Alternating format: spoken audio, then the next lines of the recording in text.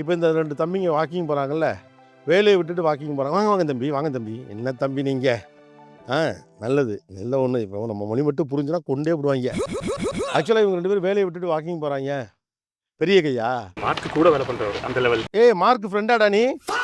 அவனை சொல்லி நிறுத்துங்களேன்டா. இப்போ போனவங்க 2 பேருமே பெரிய அதிகாரிகளா? அப்போனா பெரிய அதிகாரிகள் வேலையை விட்டுட்டாடா வாக்கிங் போகிறீங்க? நான் முதல்ல சொன்னல, வாக்கிங் வழியாகவே டிஸ்கஷன்ஸ்லாம் இவங்க நிறையா பண்ணுவாங்க. இவங்களோட முக்கியமான விஷயமே தான் மூவ் ஃபாஸ்ட் அப்படிங்கிறது தான் மெட்டாவுடைய basic principle. Move fast, break the barriers இப்படின்னு ஒரு கட்டத்தில் இருந்துச்சு. மூவ் ஃபாஸ்ட் டுகெதர் அப்படிங்கிறதா இப்போ பேசக்கூடிய ஒரு கேம்பெயின். இவங்களோட இது என்னென்னு கேட்டால், சரி தப்பை பற்றி ரொம்ப யோசிக்காத, உன்னுடைய புரிதலுக்கு உட்பட்டு அது சரியோ தவறோ செஞ்சிரு. தப்பாக இருந்தால் அப்புறமா பிள்ளைகளை திருத்திக்கலாம். ஒன்று பக்காவாக கிளினிக்கலாக எல்லாம் ரெடியான பிறகு தான் அதை செய்யணுங்கிற அவசியம் இல்லை. இது நான் ஒரு க்ரியேட்டிவ் ஃப்ரீடமை, எனக்கு தெரிஞ்சதை நான் செய்யலாங்கிற சுதந்திரத்தை ஒரு எம்ப்ளாயிக்கு கொடுக்குது. ஆக்சுவலாக இதான் அவங்களுடைய ஃபிலாசபின்னு நான் சொன்னேன். ஏன்னா அப்படி ஒருத்தருக்கு கொடுக்குறப்ப என்ன, எனக்கு ஒரு தாட் ப்ராசஸ் வருது, அதை நான் ஒரு ப்ராடக்டாக பண்ணுனா மேலே இருக்கிறவங்க, நான் அந்த ப்ராடக்ட்டோ அது ஒரு அப்ளிகேஷனோ நான் பண்ணுறேன்னா மேலே இருக்கிறவங்க கிட்ட அதனால் கொண்டு போய் சேர்க்க முடியும் அப்படிங்கிற ஒரு தத்துவம் இருக்குது. அதுக்காக தான் இங்கே இருக்கக்கூடிய ஜியாகிரபிக்கலையும் அவங்க அப்படி வச்சுருக்காங்க.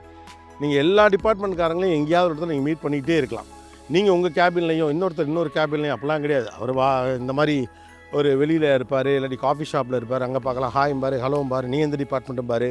ஒரு நாலேஜ் எக்ஸ்சேஞ்சுக்கான ஆப்பர்ச்சுனிட்டி ரொம்ப ஈஸியாக உங்கள் டாப் மோஸ்ட் பொசிஷனில் இருக்க ஒருத்தரை சாதாரணமாக இந்த வாக்கிங் ஸ்பேஸில் மீட் பண்ணலாம், இன்ட்ராக்ட் பண்ணலாம். ஸோ தட் இது ஒரு யூனிவர்சிட்டி கேம்பஸ் மாதிரி கொண்டு வந்திருக்கிறாங்க.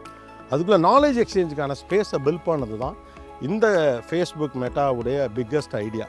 ஆப்பிளுமே கிட்டத்தட்ட இதே மாதிரியான ஒரு ஸ்ட்ரக்சர் தான். வேர்ல்டுடைய பெரிய $1 billion companies, not even $1 billion companies, $1 trillion companies எல்லாம் இது மாதிரி ஒருத்தர்கிட்ட இயல்பாகவே அவர் திறனை வெளிக்கொண்டு வருவது, ரொம்ப நெருக்கடி கொடுக்காம திறனை வெளிக்கொண்டு வருவதற்கான க்ரியேட்டிவ் ஸ்பேஸை பில்ட் பண்ணுறது இந்த கம்பெனிகளுடைய மிகப்பெரிய வெற்றியாக இருக்குது. But finally all the facilities is made to produce the best output. அவ்வளோதான். உங்கள்கிட்ட எவ்வளோ இருக்கோ அதை அவ்வளோத்தையும் வெளியில் நான் எடுத்துகிட்டு வர்றதுக்கு எனக்கு என்னென்ன மாதிரியான ஒரு ஆப்பர்ச்சுனிட்டி கொடுக்க முடியுமோ அதெல்லாத்தையும் பில்ட் பண்ணியிருக்காங்க.